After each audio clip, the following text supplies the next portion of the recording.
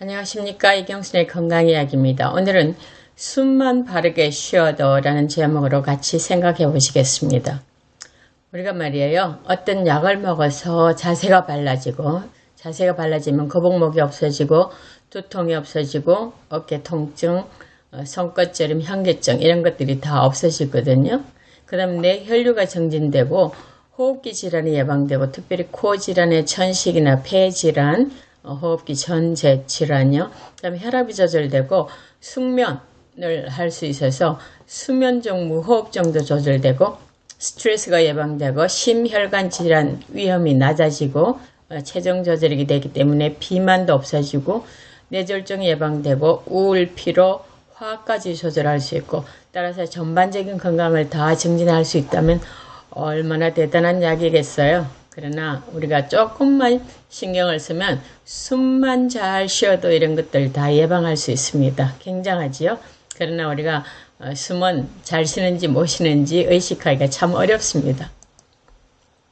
사람이 죽었는지 살았는지를 나타내는 징후가 있는데 그걸 활력징후라 그래서 vital sign이라 그러는데, TPRBP, 체온, 맥박, 호흡, 혈압, 그걸 하는데요.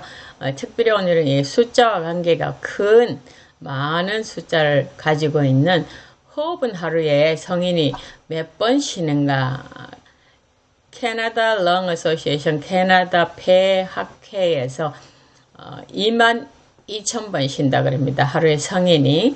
그 다음에 심박수는 캐나다 Heart Stroke Foundation, 카나다의 심장 뇌졸중 재단에서 밝힌 건데 10만 번 쉰다고 그러네요.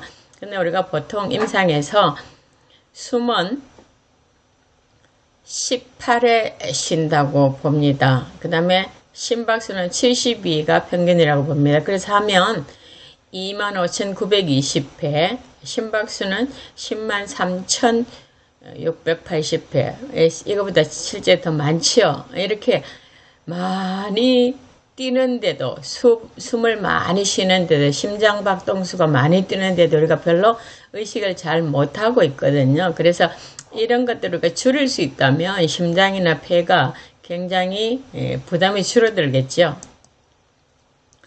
자, 우리 뇌를 보면 이렇게 생겼는데, 여기 시상하부라고 있고요. 그 다음에 여기 연수라고 있습니다. 여기에 호흡 관련되는 것입니다. 다시 한번 더 보시면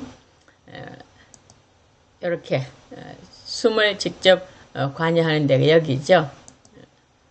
자, 여기는 시상하부예요. 파랗게 되어 있는 부분이 시상하부입니다. 이게 우리 몸에서 올라가는 모든 신호를 조절하고 뇌로 보내주고, 뇌에서 내려오는 신호를 다 받아서 또 전달하는 중개소 역할 같은 걸 하기 때문에 굉장히 중요한 역할들이죠. 우리 몸의 항상성을 유지합니다. 시상하부가 신경계와 내부분계를 조절해서 신체의 항상성을 유지하고요. 스트레스에 직면하면 시상하부의 지령으로 자율신경계의 교감신경이 활성화됩니다. 스트레스에 대처하는 우리 몸의 반응을 일으키는 거죠. 일시적인 것은 우리 몸을 보호하는데, 이게 지속되면 여러 가지 질병 증상들을 나타내죠. 본래 자율신경계는 우리 마음대로 할 수 없는 거지요.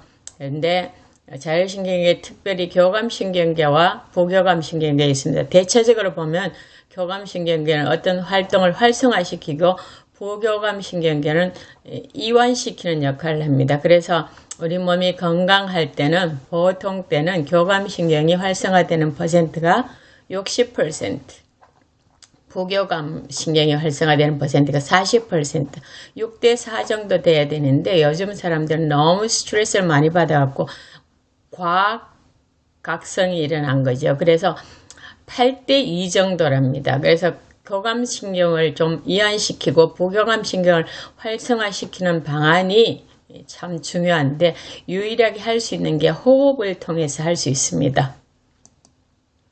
자, 요거는 우리가 호흡기관의 맨 처음이라고 생각되는 그 비강, 코를 통해서 들어가면 상악동, 사골동, 전두동, 부비동 이런 텅 빈 공간이 있고요. 여기는 뭐 우리 몸에 들어오는 공기를 걸러주기도 하고 따뜻하게 덮여주기도 하고 습기를 주기도 하는데 본래는 뇌의 충격을 방지하는 거죠. 그 다음에 얼굴 모양을 유지하고요. 근데 요즘은 많이 연구돼 갖고 보니까 요 그 화면을 보시면서 하죠. 전두동, 서골동, 저평동 이런 데 보니까 전전두 옆 또 눈 신경이 들어가는데 그 다음에 시상하부 또는 뇌하수체 같은 데 있어서 컴퓨터가 하루 종일 과열되면 통풍을 시켜야 되잖아요. 그러니까 환기를 시켜야 되는데 우리 몸이 환기시키는 작용을 하더라. 그래서 굉장히 중요한 부분으로 생각됩니다. 그래서 왜 코로 숨을 쉬어야 되는지를 설명하는 거죠. 자, 여기 보면 코를 통해서 기도, 기관지, 세기관지 이 모든 것을 우리가 폐라 그러죠. 그 다음에 맨 안에 조그맣게 이렇게 돼 있는 거 다음 페이지에서 보여드릴게요. 폐포가 있습니다. 그 다음에 여러분이 보실 것은 맨 밑에 좀 검붉은 색이죠. 횡격막, 우산처럼 이렇게 둥그렇게 돼 있잖아요. 이쪽에는 보면 폐, 갈비뼈가 있고요. 그 다음에 여기 요 가운데 요 부분이 이제 심장이 들어있는 부분이죠. 그래서 폐와 숨 쉬는 것과 혈액, 심장은 항상 연결되어 있다고 보는 것이 좋습니다. 그래서 우리 숨은 갈비뼈에 붙어 있는 근육들이 30%를 담당하고 요 밑에 있는 횡격막이 70%를 담당하기 때문에 횡격막을 이용하는 것이 굉장히 중요한 법이겠죠. 자, 세기관지, 기관지는 이렇게 쭉 적어지다가 폐포, 공기를 접하는 면이 굉장히 많게 하기 위해서 이렇게 꽈리처럼 되어 있는데요. 이렇게 되어 있습니다. 동맥과 정맥이 이렇게 다 있고요. 결국 우리 몸에 산소와 이산화탄소, 가스 교환이 이루어지는 것은 혈액 속에서 이루어지고요. 그 다음에 중요한 것은 우리가 물을 제대로 잘 마셔줘야 된다는 것이 여기서도 중요한 일로 나타납니다. 그 다음에 우리 호흡은 무의식적이고 자동적이에요. 그래서 잘 모르죠. 가만히 있으면. 그래서 호흡 중추에서 보세요. 뭐하고 연결됐냐면 심장하고 이렇게 심장을 들어간다고 연결됐으니까 배하고 심장하고 이렇게 관계되어 있다 그러죠. 그 다음에 척추 쭉 보니까 늑간신경, 늑골신경 이런 것들이 배하고 쭉 다 연결되어 있습니다. 그래서 우리가 호흡을 무의식적으로 하지 말고 의식적으로 좀 하는 일이 중요합니다. 보시면 횡격막이 있고 우산처럼 맨 밑에 이렇게 왼쪽에 쭉 보이시죠? 그 다음에 오른쪽에 보시면 뭐가 있냐면 위가 이렇게 횡격막이 파랗게 돼 있고 위가 이렇게 쭉 뚫렸잖아요. 우리 호흡기와 소화기를 구분하는 막이 횡격막이에요. 굉장히 튼튼하죠. 여기는 구멍이 3개밖에 안 나 있습니다. 식도를 이렇게 위하고 연결되는 식도가 통과되고요. 그 다음에 복부로 들어가는 동맥과 정맥 그렇게 3개의 구멍이 나 있다고 생각하시면 되겠습니다. 자, 우리가 보면 1회 호흡량은 400ml예요. 그러니까 보통 숨을 타이달 볼륨이라 그러는데 그냥 모르고 그냥 우리도 모르게 숨을 쉴 때 공기가 교환되는 양이죠. 그 다음 폐활량 진짜 이게 끝까지 불어서 끝까지 내밀으라 하면 뭐 8배 정도 이상 더 많이 불 수 있잖아요. 그래서 의식적으로 심호흡을 하면 우리 폐가 많이 평장되고 많은 공기가 들락날락 할 수 있다는 거 명심하시면 좋고요. 그래서 호흡과 혈액은 밀접한 관계가 있습니다. 혈중의 산소결핍은 실제로 산소결핍이 아니고 이산화탄소결핍이라고 합니다. 요즘 많이 연구된 게 호흡에서 더 중요한 것은 산소보다 이산화탄소라고 그러죠.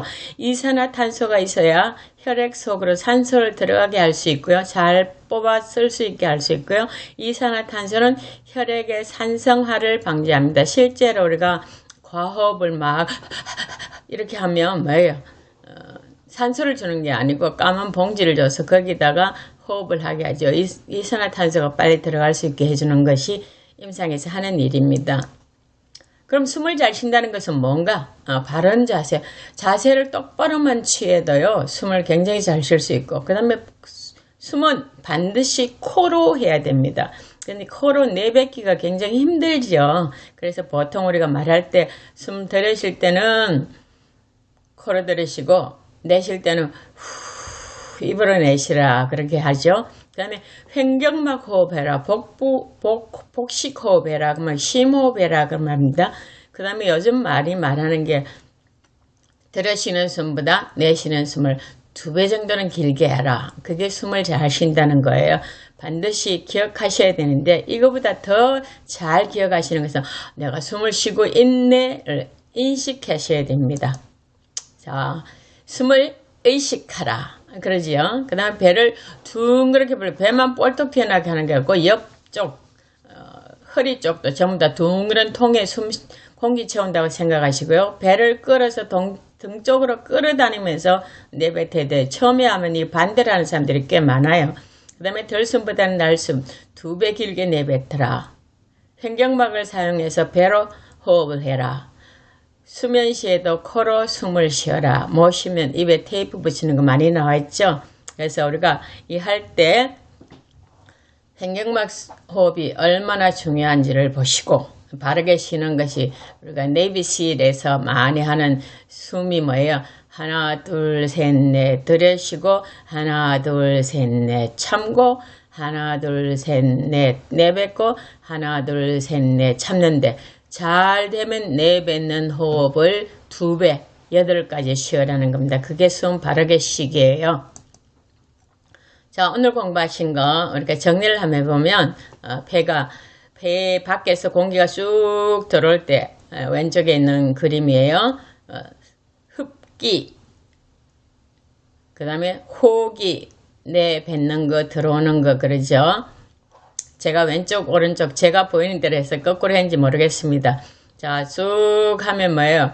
흡기 쑥 들이쉬면 횡격막에 쭉 내려가니까 거의 일자형으로 되죠. 그 다음에 이 갈비뼈는 약간 올라옵니다. 그 다음에 내쉬면 갈비뼈는 저절로 내려가고 횡격막은 올라가는 거죠. 그래서 이 동그랗게 되지 않고 일자형으로 되게 쭉 하는 것이 이 횡격막을 자꾸 활용해서 하는 호흡이에요. 그래서 여러분도 잊어버리지 마시고 내가 숨 쉬고 있나? 들이쉬기, 쉬기, 그 다음에 내쉬기, 또 쉬기. 이런 걸 하는데 항상 생각하실 것이 들이쉬는 것보다는 내쉬는 게 뭐 처음에는 똑같이 하더라도 자꾸 연습을 하셔갖고 2배 또는 그 이상으로 하시면 좋고요. 이렇게 하면 제가 해보니까 1분에 한 3번 정도 숨을 쉬어요. 그러니까 18번에서 3번이면 얼마예요? 6분의 1밖에 안 되잖아요. 그만큼 우리가 폐와 심장이 운동을 적게 하면서 효율적으로 산소와 이산화탄소 가스 교환은 잘 되게 하니까 굉장히 좋겠죠. 아까 맨 처음에 보셨던 숨만 바르게 쉬어도 이런 모든 것들을 해결할 수 있다는 것을 여러분이 다시 한번 생각하시고 정말 숨 쉬는 일에 좀 신경을 쓰시면 건강이 아주 좋아지실 겁니다. 감사합니다.